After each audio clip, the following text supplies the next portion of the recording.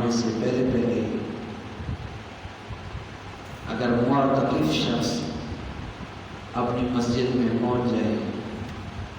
تو پھر اس کو سنت کے اعتکاف کا ثواب ملے گا، اور اگر اس سے آگے پیچھے ہو گیا تو پھر اس کا سنت اعتکاف نہ ہوا، پھر اس کا نفل اعتکاف ہوگا۔ 21 کے دن کو اگر بیٹھے گا تو اعتکاف واجب بھی ہوتا ہے، سنت بھی ہوتا ہے اور نفل بھی ہوتا ہے۔ تو سنت تو یہی ہے کہ آخری عشرہ اعتکاف بیٹھنا اور 20ویں روزے کی غروب آفتاب ہونے سے پہلے مسجد میں پہنچ جانا چاہیے، اور پھر یہ پورا عشرہ ہے اور یہ سنت اعتکاف کہلایا جائے، اور بہت بڑا اجر ہے۔ اللہ پاک اس شخص کو جہنم سے کوسوں دور کر دے گا، اور پھر اس کے گناہ ایسے جھڑ جائیں گے کہ جس طرح ایک شخص حج پہ جاتا ہے اور حج اس کی قبول ہو تو مقبول حج اور عمرے کا جو ثواب ملتا ہے، انسان گناہوں سے ایسے جھڑ جاتا ہے جس طرح ماں کے پیٹ سے بچہ آئے اور وہ پاک ہوتا ہے۔ تو اللہ کی رضا والا جب اعتکاف کوئی شخص بیٹھتا ہے تو پھر اللہ تبارک و تعالیٰ اسے جہنم کے عذاب سے بھی بچاتے ہیں، اور بہت بڑے اجر و ثواب کٹھنیوں اس کو اجر و ثواب کے لیے عطا کرتے ہیں، اور اس کے گناہ بھی اللہ تبارک و تعالیٰ معاف کرتا ہے، اور یہ محلے کے لیے بھی خیر و برکت کا نزول کا باعث اور سبب بنتا ہے۔ اور واجب اعتکاف یہ ہے کہ اگر کوئی شخص نے منت مانی تو میں اتنے دن اعتکاف بیٹھوں گا، تو جتنے دن اس نے منت مانی ان دنوں میں اعتکاف بیٹھنا وہ اس کا اعتکاف واجب ہوگا۔ اور ایک ہوتا ہے نفل اعتکاف۔ نفل اعتکاف 2-3 منٹ کا بھی ہوتا ہے کہ آپ جب بھی مسجد میں نماز کے لیے داخل ہوں تو پھر آپ نفلی اعتکاف کی نیت کر لیں، تو پھر آپ کا مسجد میں بیٹھنا وہ اجر و ثواب کا باعث بنے گا، آپ کو ثواب ملے گا۔ اس لیے جب بھی مسجد میں بیٹھیں تو آپ کا پھر مسجد میں وہ سونا بھی عبادت شمار ہوگا۔ جب آپ اعتکاف اور نفلی اعتکاف کی نیت سے جس عشرے میں بیٹھیں، جس دن بیٹھیں، جس رات بیٹھیں، تو یہ بیٹھ سکتے ہیں۔ تو دوسری بڑی عبادت اور نیکیوں کی کام اس عشرے میں وہ ہے لیلۃ القدر کی رات۔ اور میرے دوستوں اور بزرگوں، لیلۃ القدر کو جس آسانی سے معتکف حضرات پا لیتے ہیں تو اور انسان اس سے رہ جاتے ہیں۔ ایک تو وہ ہر وقت مسجد میں رہتا ہے اور 5 ٹائم وہ جماعت کے ساتھ اپنے علماء کے ساتھ نماز بھی پڑھتا ہے، تلاوت بھی ہوتی ہے، تو اس کی تو لیلۃ القدر جب بھی وہ واقع ہو تو اس کے تو مقدر میں ہے، چونکہ ان کے دن رات عبادات میں گزرتے ہیں، تو اس کی تو لیلۃ القدر چاہے وہ روشنی دیکھے یا نہ دیکھے، اللہ پاک اگر وہ 10 دن اعتکاف بیٹھتا ہے تو اس کے 10 دن میں لیلۃ القدر ضرور آتی ہے، چاہے وہ روشنی وہ چمک انسان دیکھے یا نہ دیکھے، تو اس کا الحمدللہ اعتکاف بیٹھنے والا شخص اسے ضرور پا لے گا۔ تو یہ بھی معتکف حضرات کی شوق ہونی چاہیے کہ چلو اور بھی ثواب اللہ تبارک و تعالیٰ عطا فرمائے گا، لیکن یہ اعتکاف بیٹھنے سے مجھے لیلۃ القدر بھی ضرور حاصل ہوگی اور وہ ثواب حاصل ہوگی۔ اعتکاف جو ہے یہ عقوف سے ہے، اور عقوف کا معنی ہے اموندھا بیٹھنا، منہ کے بل بیٹھنا، اور منہ کے بل وہاں انسان بیٹھتا ہے جب کوئی اس شخص کے ساتھ کوئی ناراض ہو، کوئی خفگی ہو، کوئی روٹھا ہوا ہو، تو وہ اس کے منانے کبھی کس طرح بیٹھتا ہے، کبھی کس طرح بیٹھتا ہے. تو اسی طرح اللہ کو منانے میں معتکف بھی اس حالت میں مسجد میں ہے کہ گویا وہ اپنے روٹھے رب کو منا رہا ہے، کبھی مسجد کی ایک کونے میں، کبھی دوسرے کونے میں. تو یہ سب اللہ کے منانے کے بہانے ہیں میرا دوست. یا جس طرح ایک مجاور بنے رہتے ہیں کہ جس طرح ابراہیم علیہ السلام کی قوم وہ بتوں کے مجاور تھے، تو وہ بتوں کے آس پاس اعتکاف کرتے پھرتے، ادھر آتے ادھر آتے ان کی خوشنودی کے لیے. تو معتکف گویا اللہ کو منانے کی خاطر اور اس کی برکات اور رحمت کے حصول کی خاطر وہ بھی مسجد میں مزاحم میں نہ بیٹھے. تو یہ بہت بڑا شان ہے. اللہ تبارک و تعالیٰ ہر کسی کے مقدر میں اور نصیب میں کرے. مصروفیات تو ہیں، لیکن میرے دوستوں بزرگوں یہ وقت نکالنا پڑتا ہے، اور یہی قیمتی ٹائم ہے. تیرے 24 گھنٹوں کی زندگی میں اگر کوئی بہترین وقت ہے، ٹائم ہے، تو وہ وہی وقت ہے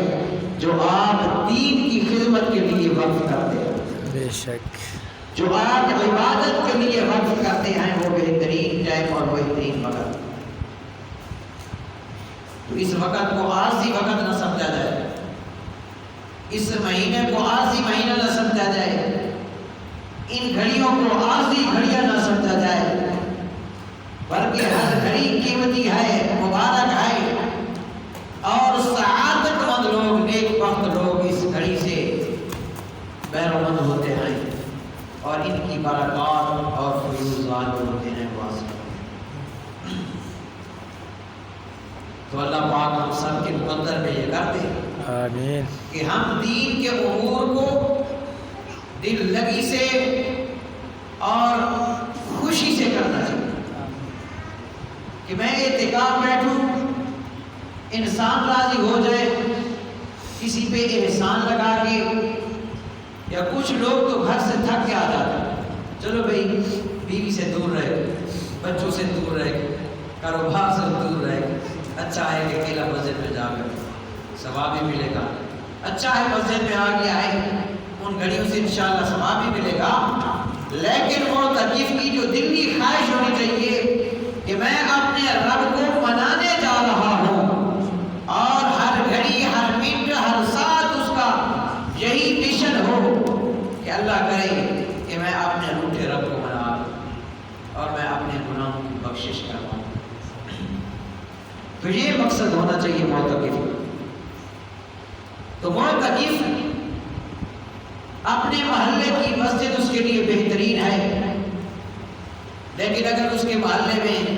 جامع مسجد ہے تو پھر یہ اس سے بھی سونے پہ سہاگا ہے،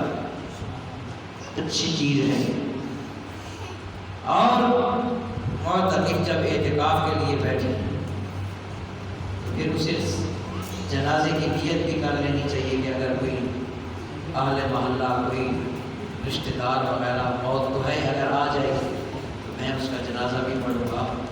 تو معتکف کو اعتکاف بیٹھتے وقت یہ نیت بھی کر لینی چاہیے. بغیر ضرورت کے مسجد سے نکلنا اس کا اعتکاف چلا جائے. ایک سیکنڈ بھی اگر وہ بغیر ضرورت کے دنیا کے لیے، دنیا کے کاموں کے لیے اگر مسجد سے نکلا اس کا اعتکاف چلا جائے. تو اس لیے ضرورت کے تحت، اور ہاں واجبی غسل کے ساتھ اسے کرنے کے لیے تو وہ مسجد سے نکل سکتا ہے، لیکن ٹھنڈک حاصل کرنے کے لیے، برودت حاصل کرنے کے لیے اسے غسل نہیں کرنا چاہیے. ہاں بالکل اگر مشکل میں ہو، اور اس طرح ایسی گرمیاں گزریاں ہیں پچھلے سالوں میں، تپش اور حرارت کہ مسجد میں بیٹھنا بہت بڑی بات ہوتی، پھر پاکستان ہو، بجلی بالکل نام و نشان بھی نہ ہو، تو پھر ایسی تپش اور حرارت میں کہ جہاں جان کے لالے پڑ جائیں بالکل وقت نہیں گزرتا تو پھر مسجد کی ایسی جگہ جہاں پہ وہ نہلا دے کہ اس کا پانی جو ہے وہ بہہ جائے۔ تو ایسے نہیں کہ وہ غسل کرنے کے لیے جائے اور وہاں صابن استعمال کرتا رہے اور وہاں شیمپو وغیرہ استعمال کرتا رہے، کیونکہ اللہ کو اس کی یہ حالت پسند ہے۔ کیونکہ جس طرح ایک ملک یا ایک روٹھے یار کو، دوست کو منانے والا شخص حال و بے حال ہوتا ہے، وہ کہتا ہے کہ بس میرا دوست ہی جو روٹھا ہوا ہے مجھ سے وہ مل لے اور اس کا میرے ساتھ تعلق بحال ہو جائے، پھر میری خوشیاں ہی خوشیاں ہیں اور خوبصورتیاں ہی خوبصورتیاں ہیں۔ اور دوست، بیوی، یار اگر روٹا ہوا ہو اور ناراض ہو تو پھر انسان حال و بحال رہتا ہے، کپڑوں کی اسے کوئی پرواہ نہیں ہوتی، کھانے پینے کی پرواہ نہیں ہوتی۔ تو ایسی ہی حالت میں وہ ایک مسلمان شخص مسجد میں آ کر ان ایام میں اعتکاف بیٹھتا ہے، اپنی عاجزی دکھاتا ہے کہ یا اللہ میں تیری ہی رضا چاہتا ہوں، گھر والوں کی مجھے کوئی پرواہ نہیں، بیوی بچوں کو چھوڑ کے میں تیرے دربار میں آ چکا ہوں، میں اپنی دکان کو، اپنے کاروبار کو چھوڑ کے میں آ چکا ہوں، تمام مصروفیات کو چھوڑ کے میں آ چکا ہوں، اور میری دلی خواہش یہ ہے کہ ان میلے کچیلے کپڑوں کے ساتھ، جسم کے ساتھ میری خواہش یہ ہے کہ یا اللہ تو راضی ہو۔ تو یہ کیفیت ہونی چاہیے معتکف کی۔ ہاں، اپنا کھانا لینے کے لیے وہ اپنے گھر تک جا سکتا، اور اگر کوئی محلے کی مسجد میں معتکف حضرات ایسی مسجد میں بیٹھے ہیں جو جامع مسجد نہیں، تو وہ صرف جمعہ کی خطبے کے لیے اور نماز پڑھنے کے لیے آ سکتے ہیں، راستے میں انہیں کوئی فضول باتیں لا و یاد کرنا بھی مناسب، اور مسجد میں بالکل خاموش رہنا بھی مکروہ ہے۔ معتکف حضرات کا مسجد میں بالکل خاموش رہنا، کوئی بات نہ کرنا، یہ بھی مکروہ ہے، ایسا نہیں ہے۔ والد صاحب واقعہ سنا دیتے کہ ان کے ایک چچا جان تھے، اور جہاں والد صاحب نے قرآن پاک حفظ کیا اپنے اس لڑکی گاؤں میں، وہاں کی مسجد میں وہ چاچا جان اعتکاف بیٹھے، اور وہ بہت ہی سادہ طبیعت کے مالک تھے، سادگی بھی تھی۔ تو والد صاحب کے جو قرآن پاک کے استاد تھے وہ ایک حکیم بھی تھی، قرآن بھی پڑھاتے تھے اور حکمت بھی کرتے تھے۔ تو اس مسجد میں وہ چچا جان جب اعتکاف بیٹھے تو وہاں ایک مریض آ گیا اور وہ پوچھنے لگ گیا، باہر سے پہلے کھڑے ہو کر پوچھ رہا تھا کہ استاد صاحب کہاں چلے گئے، وہ خاموش ہے، وہ نہیں بتا رہا۔ پھر وہ مسجد میں داخل ہو گیا تو پھر وہ پوچھ رہا ہے استاد صاحب کہاں چلے گئے، وہ نہیں بتا رہا۔ قریب آ کے بالکل پھر اس نے کہا کہ استاد صاحب کہاں ہیں، میں باہر سے آیا ہوں، مجھے ضرورت ہے، مریض ہے میرا۔ اس نے کچھ نہیں بتایا، وہ سمجھ رہا تھا کہ اگر میں کچھ بولوں گا تو میرا اعتکاف ختم ہو جائے گا۔ جب بار بار پوچھنے سے، اصرار کرنے سے اس معتکف نے، اس چچا جان نے کوئی جواب نہیں دیا تو اس شخص نے غصے میں آ کر اسے اٹھا کھڑا کر دیا۔ اس نے کہا بھی دیکھیں، میں اتنی مشکل میں ہوں، میرا مریض ہے اور آپ بات بھی نہیں کرتے، میں اتنی آوازیں لگا رہا ہوں، مشکل میں ہوں، پوچھ رہا ہوں اور آپ باتیں بھی نہیں کرتے۔ کسی نے کہا بھائی یہ تو معتکف ہے، اس نے کہا معتکف ہے ٹھیک ہے، مسجد میں بیٹھا ہے ٹھیک ہے، لیکن اتنا تو بتا دینا کہ اس مسجد کا امام استاد صاحب کہاں چلا گیا ہے، تو بھائی ضرورت کے مطابق بندہ چال کر سکتا۔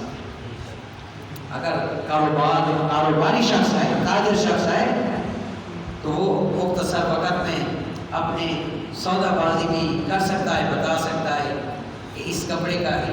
یہ ایک تھان ہے، اس کی اتنی قیمت ہے، یہ جانور ہے، اس کی اتنی قیمت ہے، تو یہ مختصر الفاظ میں وہ بتا سکتا ہے اپنا کام۔ اور مسجد میں اس کا رہنا، نوافل بھی پڑھے، تلاوت قرآن بھی ہو، دینی کتب کا مطالعہ بھی ہو، قرآن پاک کا ترجمہ بھی ہو، تو یہ چیزیں، یہ شغل ہیں، یہ وہ کام ہیں جن میں معتکف حضرات کو لگا رہنا چاہیے۔ تو یہ تو کچھ باتیں تھیں معتکف اور آخری عشرہ کے بارے میں، لیلۃ القدر کے بارے میں۔ اللہ پاک ہم سب کے مقدر میں وہ رات کر دے، ہم سب کے مقدر میں اللہ پاک یہ کر دے کہ میرا مسجد میں آنا میرے پیشانی پہ پل نہ ہونے چاہیے، ناراضگی کا، خفگی کا اظہار نہیں ہونا چاہیے،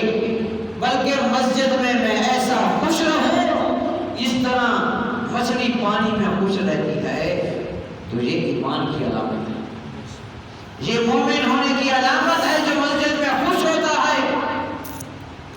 اور جس کی مسجد کے ساتھ نہیں لگتی اور مسجد میں آ جائے تو پھر اس کا دل کرتا ہے کہ کب سلام نماز کا پھرے گا اور میں مسجد کے باہر چلا جاؤں گا، دم گھٹتا ہے۔ تو پھر ایسا دم گھٹنے والا شخص مسجد میں بیٹھتے ہوئے اس کی پیشانی پہ بل آ جاتے ہیں، دل تنگی ہو جاتی ہے، تو سمجھ لے کہ میرے دل میں ایمان کی کمزوری ہے، منافقت ہے، نفاق ہے۔ ایمان وہ درجے کا نہیں ہے جس درجے کا ایمان ہونا چاہیے، کیونکہ مومن جب ایک نماز پڑھنے کے لیے مسجد میں آتا ہے تو پھر اس کے دل کی تڑپ ہوتی ہے کہ دوسری نماز کب آئے گی تاکہ میں پھر دوبارہ مسجد میں آؤں۔ تو اس لیے میرے دوستوں بزرگوں، اللہ تبارک و تعالی نے صحت دی، طاقت دی، تندرستی دی، تو پھر ان نعمتوں کا شکریہ ادا کرنا ہے، تو نیک اعمال کرنے چاہیے۔ نماز پڑھنے کے ساتھ شکریہ ادا ہوگا، مسجد میں ادا کر شکریہ ادا ہوگا۔ صحت مند انسان کا مسجد میں آنا، ہر قدم پہ اللہ تعالیٰ اسے نیکی عطا فرماتا ہے۔ جتنا دور گھر ہوگا، ہر قدم پہ اس نماز پڑھنے والے کے لیے اللہ تعالیٰ نے نیکیاں دی۔ ہاں، محفوظ ہو کر آنا چاہیے۔ آج ہم مسجد سے اور مسجد والوں سے، انتظامیہ سے خفا ہوتے ہیں، ناراض ہوتے ہیں۔